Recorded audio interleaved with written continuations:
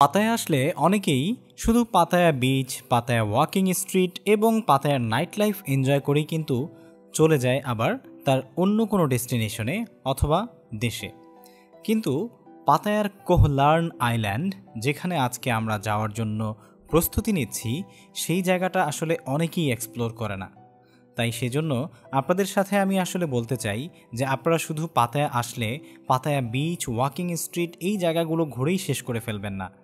বালি হাই পিয়ারে একটু walking street হয়ে এসে এখান থেকে মাত্র 30 বাদ দিয়ে আপনি একটি ফেরি করে চলে যেতে পারেন কোহলার্ন আইল্যান্ডে, যেখানে গিয়ে আপনি কিন্তু আরও অনেক সুন্দর কিছু সময় পাতায়ার আপনার এই থাইল্যান্ড ট্রিপে ইনক্লুড করতে পারেন।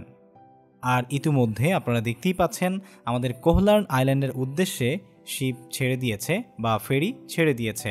Bye bye Pattaya city.